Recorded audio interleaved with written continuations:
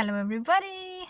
Today, I want to talk about the power of being present with yourself.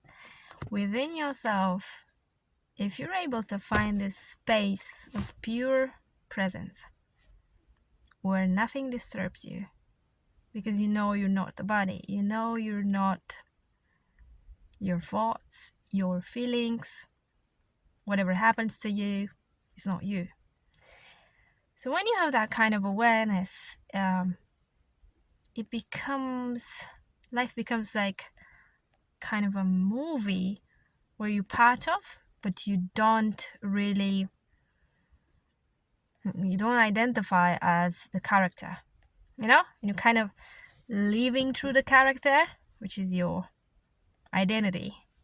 Hi, my name is Wana, yeah, you're not Wana, I'm Wana, just in this character,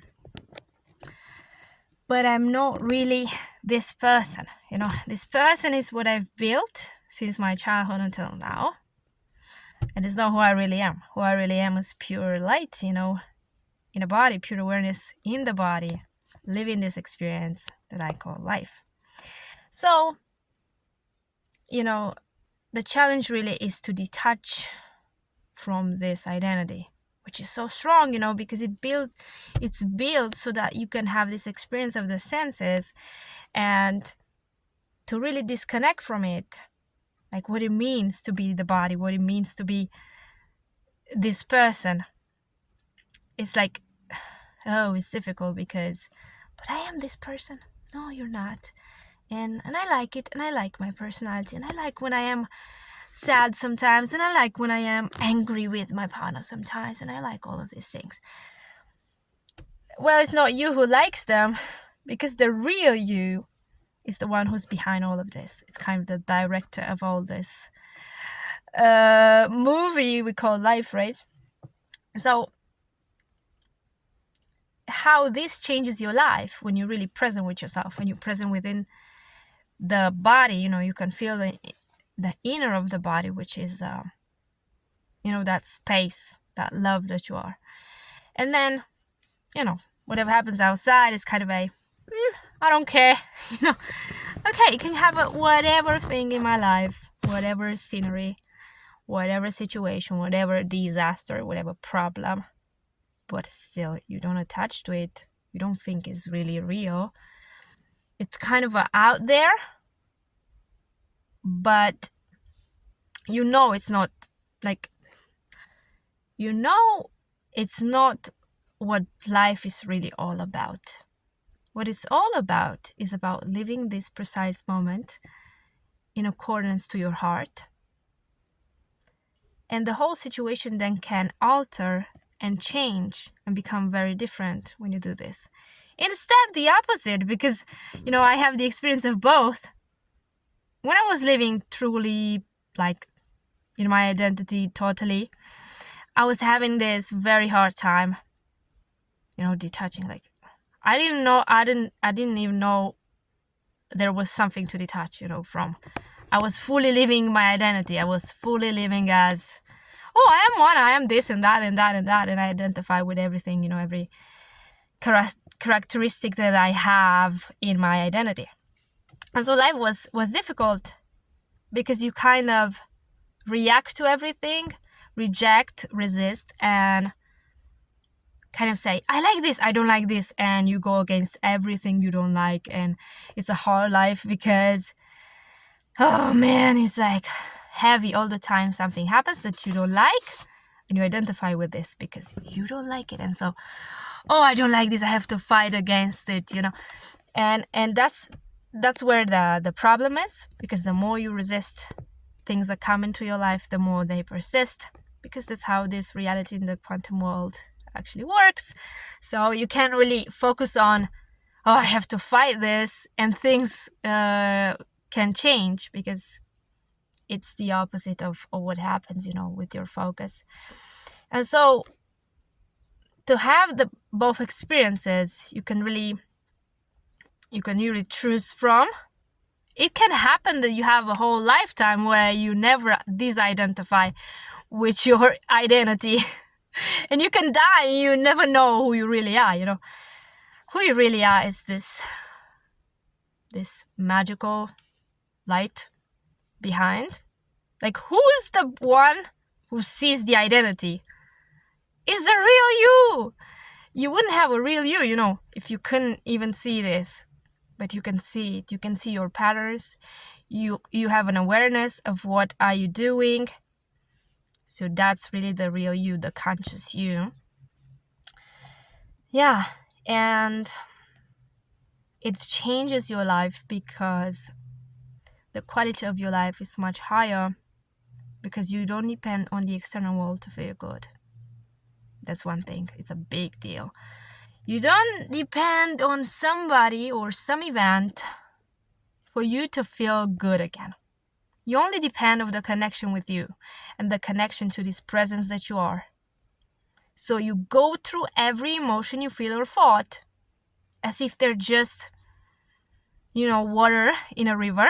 Okay, I am the river and the water is just passing through me, you know.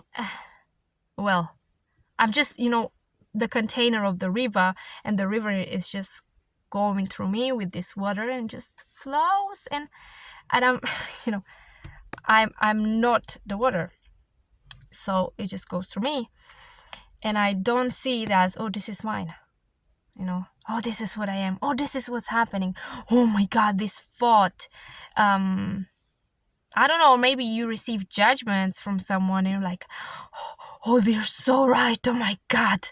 And you identify, and then you suffer a lot because suffering comes from identifying. The moment you disidentify, there's nothing to suffer from. You can suffer when you know, it's not true. Nothing is true about everything or anything is being said about you. Even the positive stuff, okay, they can compliment you, they can tell you anything. But even if you attach to that, oh, everybody tells me I'm beautiful. Okay, I believe I'm beautiful, blah, blah, blah, blah, blah. Okay, somebody tells you you're not beautiful. Oh, no, I am beautiful. You know, and you try to, oh my God, yeah. So it's kind of the same thing. It's the duality that, you know, kills us. So it's very important to have this stable ground of being present with yourself, which actually just creates more and more of the enjoyment of life, because nothing means nothing, number one. Number two, there's nothing to attach to. And you can let life flow. You can let life live you, you know, like somebody famous said. And I love, you know, even in Eckhart Tolle's book, he says this, and I quote his wonderful phrase. Okay, but what's your next thought? Okay, tell this to yourself and feel the presence that comes with that. Because in waiting for that, you're actually creating some space so that the thought can come and you can observe it. And when you observe it, you're not anymore identified with the thought, but you're just the presence receiving any thoughts that's going to come, or any emotion, because, you know, many times thoughts come with emotions. And so it's the same thing for the emotions. And it can create a lot of well-being, a lot of relaxation in your life, a lot of not caring about anything, because you shouldn't care about anything. Care, but not too much. Kevin Trudeau says, right? Don't care so much about stuff, you know, about situations, about people. Enjoy your life. Live this moment as if it's the last moment of your life. How would you live it if you know you would die tomorrow? How would you live today? And that's my question, you know. That's why I say, like, if you're not enjoying this moment, what the hell are you doing on this planet? Waiting for tomorrow to receive more enjoyment? Waiting for your achievements to receive, like, the big, great feeling of that achievement? Well, that's not realistic. You cannot really live such a life where you just expect the next moment to be better than this one, and that can destroy so much your your happiness, your, I can't say contentment and inner peace of the now, that you're not even seeing the beauty that is from you, the greatness, the things you already have, and you're so absent. And that's a pech, they say in Germany. It's like, it's not nice. It's not a good life. So that's my message, and hopefully it finds you well. And have a beautiful day.